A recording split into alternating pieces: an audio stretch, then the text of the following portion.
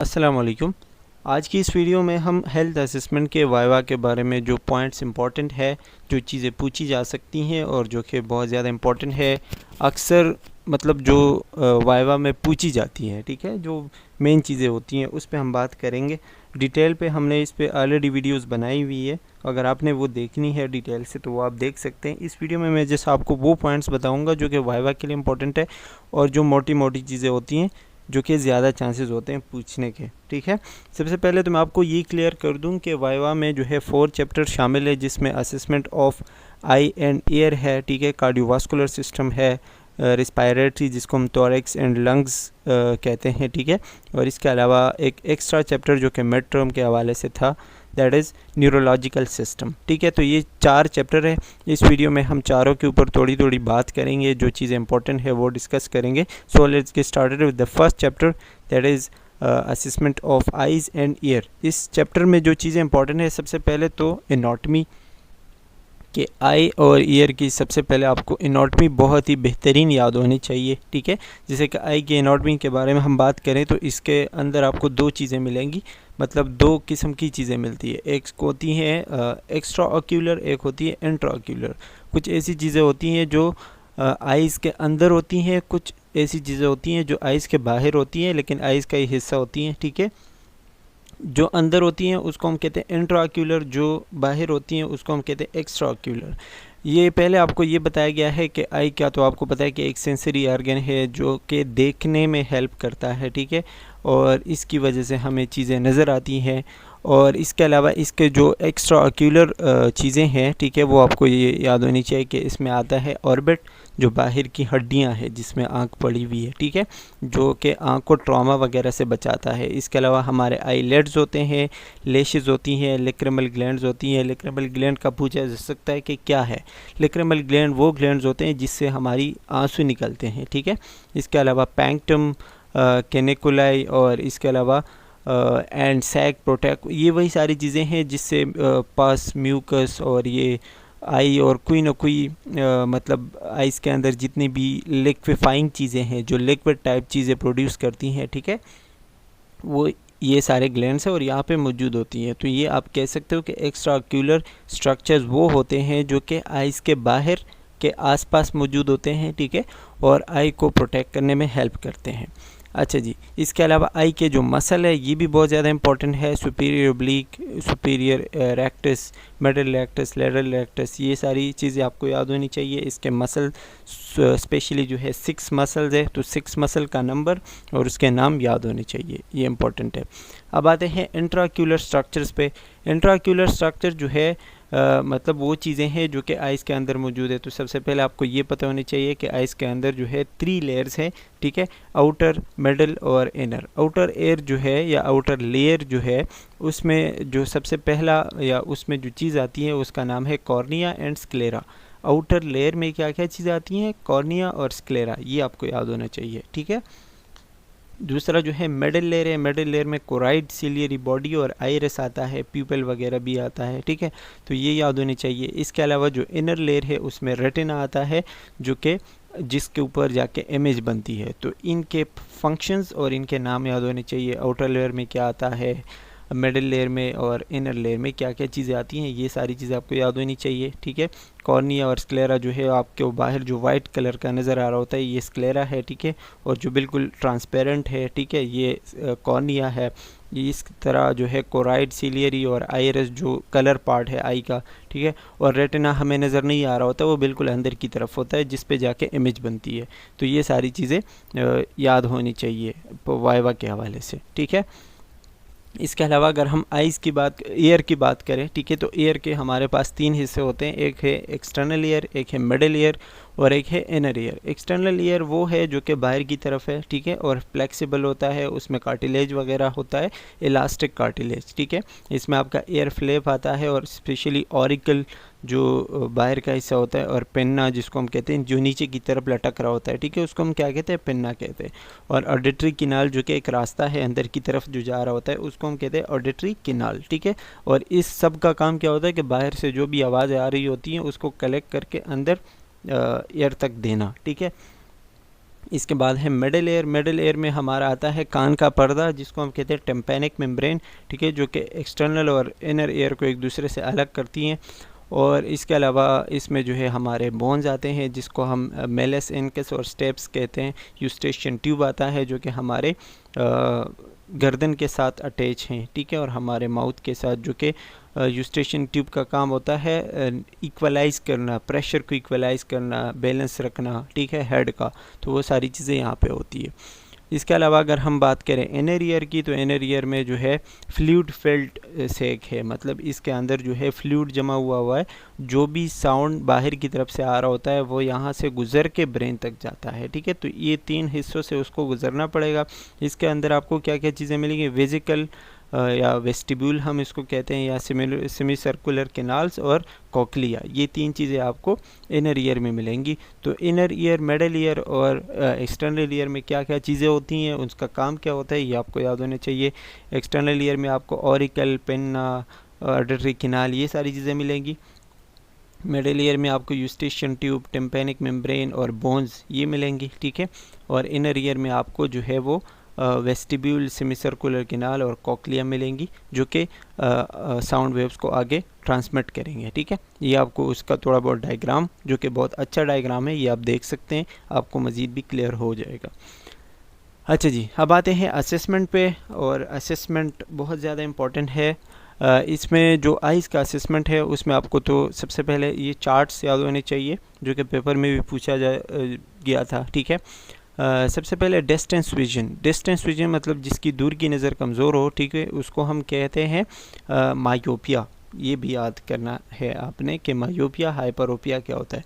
जिसकी दूर की नज़र कमज़ोर हो उसको हम कहते हैं मायोपिया, तो डिस्टेंस विजन कहते हैं। उसका जब आप उस मरीज़ का जब आप विज़न चेक करेंगे तो किस चार्ट पे चेक करेंगे, स्नेलन चार्ट। स्नेलन चार्ट हम डिस्टेंस विज़न मतलब मायोपिया के लिए यूज़ करते हैं, जिसकी दूर की नज़र कमज़ोर हो, ठीक है। उसमें हम मरीज़ को 20 फीट यानी 6.1 मीटर के फासले पे बिठाते हैं। फीट में पूछा गया तो 20 फीट आपने याद रखना है, और मीटर में पूछा गया तो 6.1 मीटर आपने याद रखना है, ठीक है।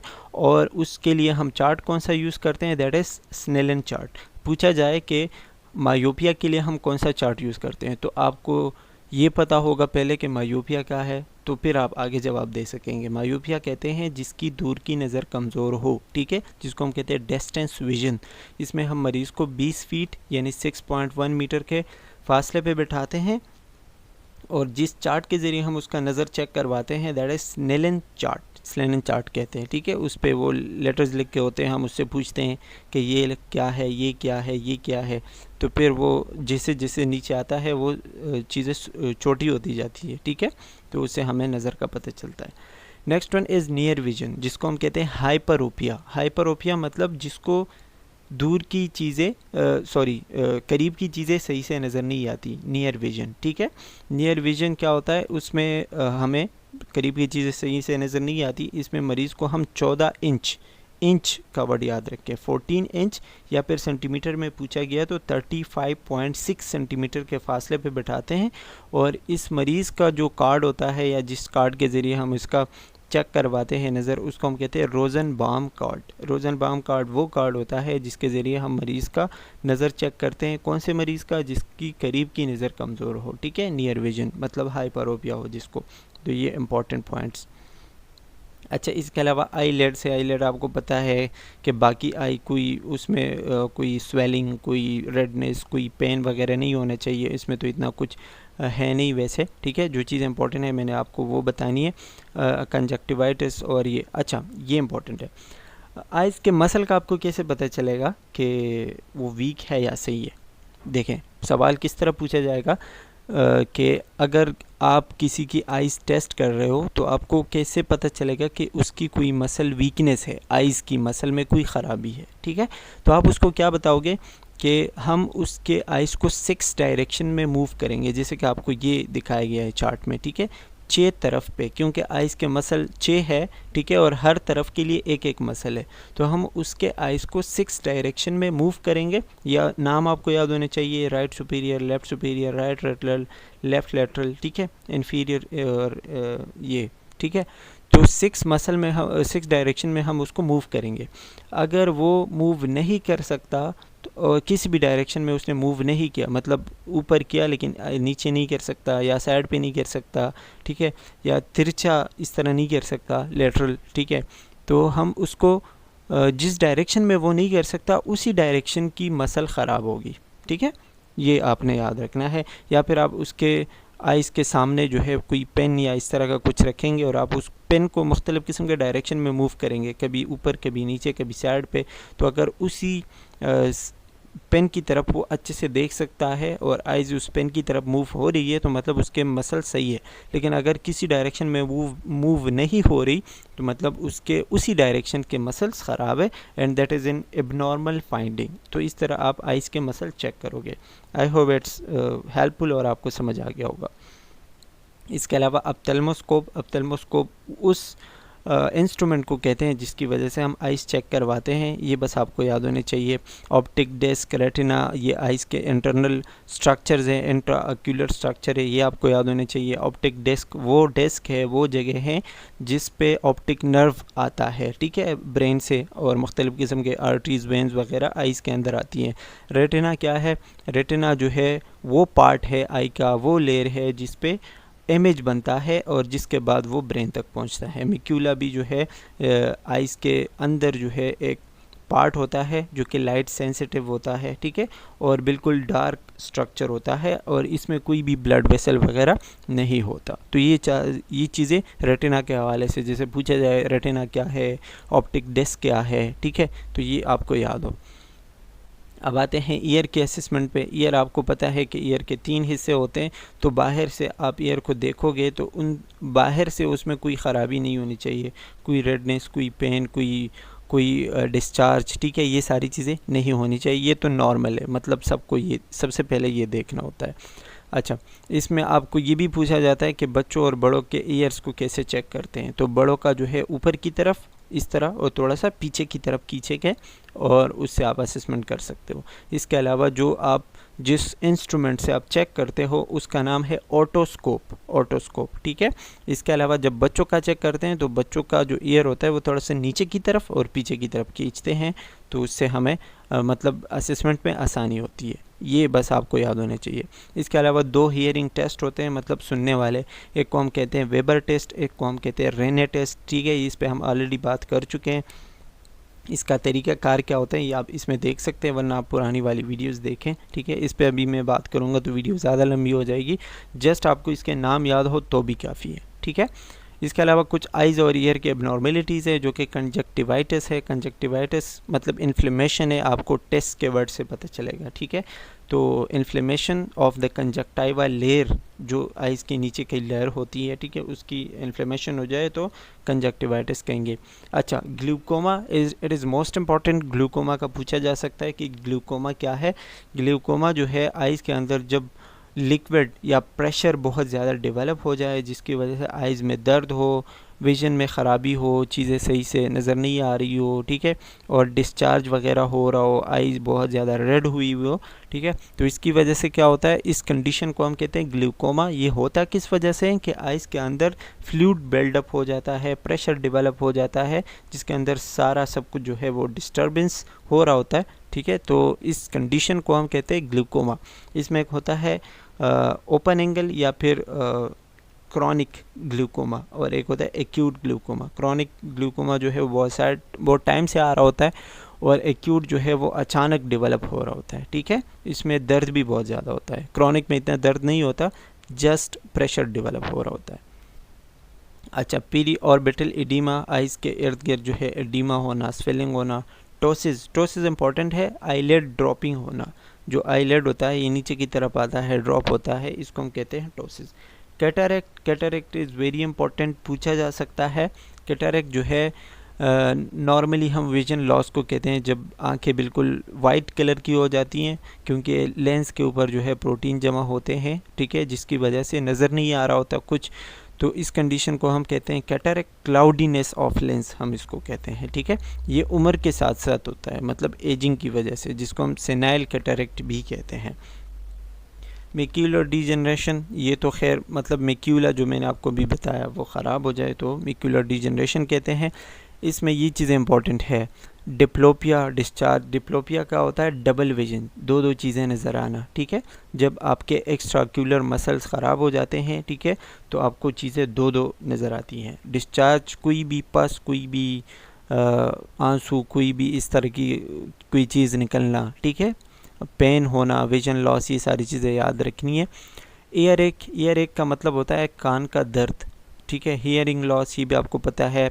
ओटाइटिस मीडिया पूछा जा सकता है। ओटाइटिस मीडिया का मतलब होता है inflammation of the middle ear.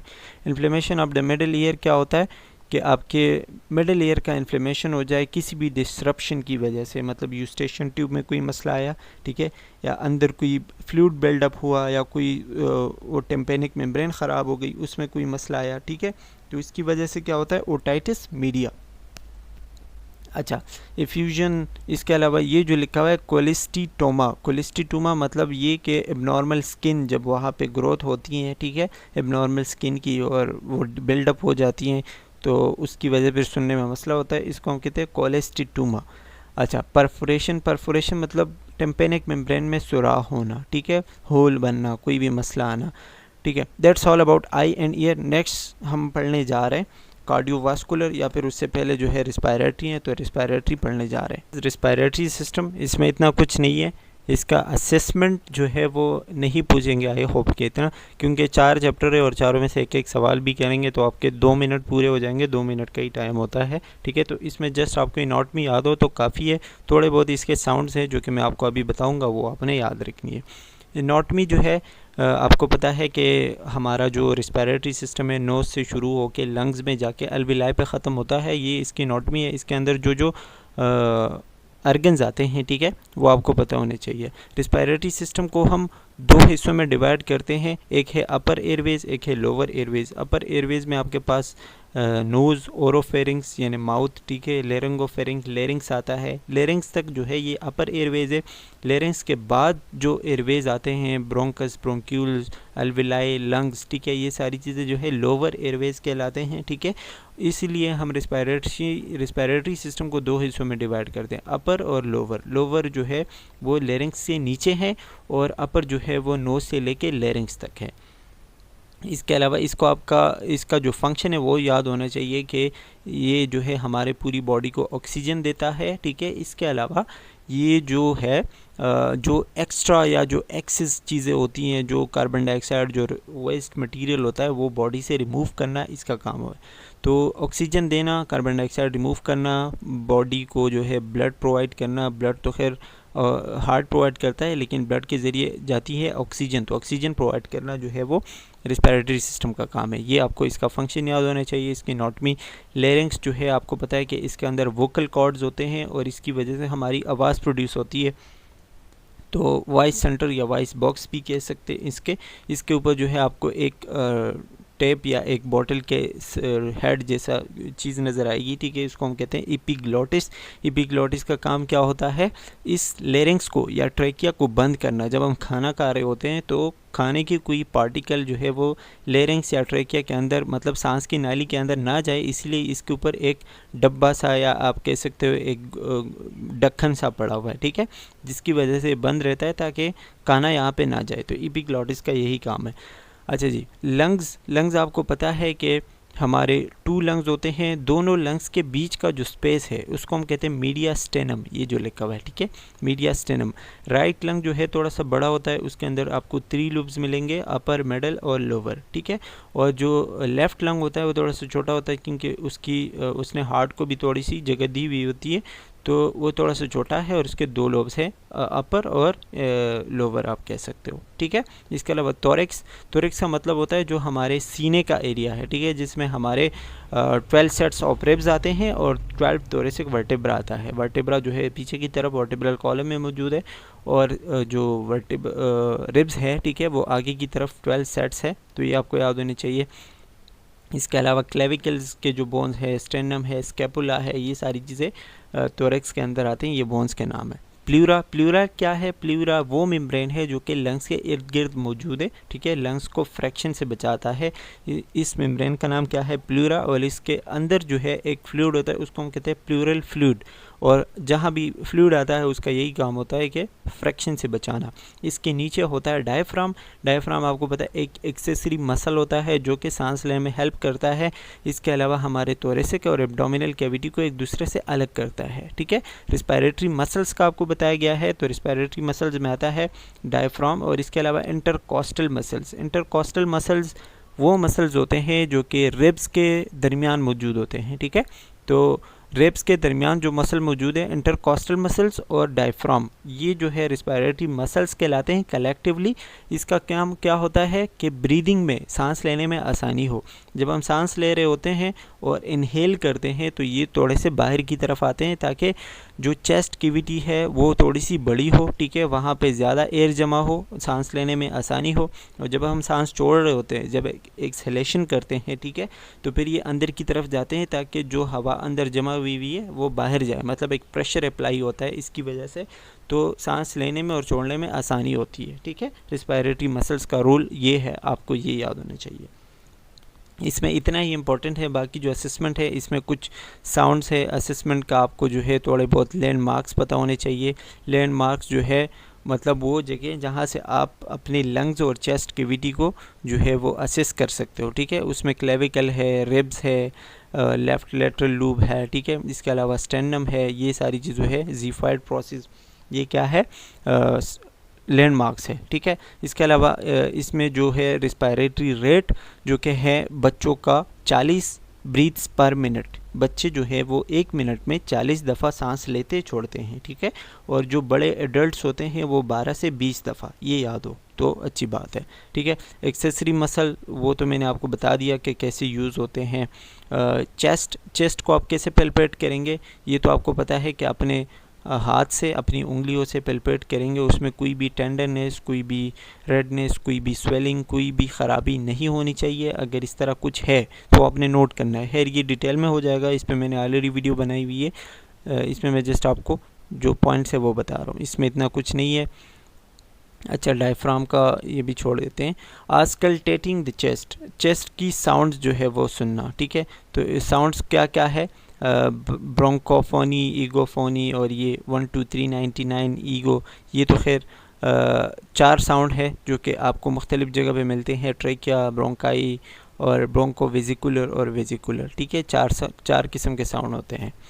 अच्छा, ये वैसे इंपॉर्टेंट है, ये जो चीज़ है chest wall abnormalities. Barrel chest क्या होता है, जब बाहर की तरफ आ रहा होता है, ठीक है। जब चेस्ट, सीने का जो हिस्सा है वो बहुत ज़्यादा बाहर की तरफ हो उसको हम कहते हैं बैरल। फनल चेस्ट जब वो अंदर की तरफ हो उसको हम फनल चेस्ट कहेंगे। पिजन चेस्ट क्या होता है, इंटीरियरली डिस्प्लेस स्टेर्नम। स्टेर्नम जो है आपका डिस्प्लेस है, अपनी जगह पे नहीं है, उसको हम पिजन चेस्ट कहेंगे। और थोरेसिक काइफोस्कोलियोसिस, ये जो है एक शोल्डर जब ऊपर एक नीचे होती है और इसके साथ साथ जो वर्टिब्रल कॉलम होता है, ठीक है, जो स्पाइनल कॉर्ड होता है वो भी टेढ़ा हुआ होता है, डिस्टर्ब होता है, उसको हम कहते हैं थोरेसिक काइफोस्कोलियोसिस, जो कि एक एबनॉर्मल कंडीशन है, ठीक है। इसके अलावा टेक एपनिया, ब्रेड एपनिया, डेस्पनिया, ये आपको याद होना चाहिए। टेक एपनिया तेज़ तेज़ सांस लेना, ठीक है। ब्रेड एपनिया स्लो सांस लेना। एपनिया जब बिल्कुल सांस हो ही नहीं, बिल्कुल सांस ही नहीं ले रहा, ठीक है। हाइपर एपनिया बिल्कुल गहरी और तेज़ सांस लेना, ठीक है, ये आपको याद हो। कॉस्मोली, काइनिस्ट्रोकी अभी छोड़ दे फ़िलहाल, ठीक है। डेस्पनिया क्या है, डेस्पनिया मीन्स सांस लेने में मुश्किल होना, डिफ़िकल्टी इन ब्रीदिंग आप कह सकते हो। और इसके 5 स्टेजेस होते हैं, grade 1, grade 0, grade 1, grade 2, grade 3 और ग्रेड 4, ठीक है। 5 स्टेजेस है, तो ये आपको याद हो। अच्छा, एबनॉर्मल ब्रेथ साउंड्स हैं। एबनॉर्मल ब्रेथ साउंड में आपको क्रैकल्स मिलेंगे, जो कि एक मतलब क्रैकल्स इंस्पिरेशन और एक्सपायरेशन के दौरान मिलती है, जो कि आपको मुख्तलिफ़ किस्म के एबनॉर्मलिटीज़ का बताते हैं। इसके अलावा वीजेस, मतलब जैसे सीटी जैसे आवाज़ आना, ठीक है, तो वो भी आपको सीना ख़राब होना, गले में कोई मसला होना, इन सब का बताते हैं, तो एबनॉर्मल साउंड्स में आता है, ठीक है। अच्छा, अस्थमा और ये जो है कुछ एबनॉर्मल इसके फाइंडिंग्स है, एटिलेक्टेसिस, एस्बेस्टोसिस, ब्रोंकाइटिस, ठीक है, और क्रॉनिक पल्मोनरी ऑब्स्ट्रक्टिव डिजीज़ेज़, ठीक है, जो कॉपडी है, प्लूरल एफ्यूजन, निमोनिया, ये सारी चीज़ें इसके एबनॉर्मल कंडीशन है। और ये आपने AHN में पढ़े होंगे, तो वो डिजीज़ें एक दफ़ा रिवाइज़ कीजिएगा क्योंकि डिजीज़ के बारे में पूछा जा सकता है, निमोनिया क्या है, अस्थमा क्या है, एम्फाइसीमा क्या है, क्योंकि रिस्पायरेटरी सिस्टम ही पढ़ रहे हैं हम सारा, ठीक है। तो ये आपको वो डिजीज़ एक दफ़ा लाजमी देखनी है ताकि वो आपको याद हो, ठीक है। And that's all about respiratory system. I hope कि ये वीडियो इतनी काफ़ी है, क्योंकि दो जो और चैप्टर है वो भी हम रिकॉर्ड करेंगे तो वीडियो ज़्यादा लंबी हो जाएगी। नेक्स्ट पार्ट में हम वो 2 चैप्टर रिकॉर्ड करेंगे और वाइवा के लिए यही 2 वीडियोस काफ़ी होंगी। This all for today, thank you for watching, take care, bye bye.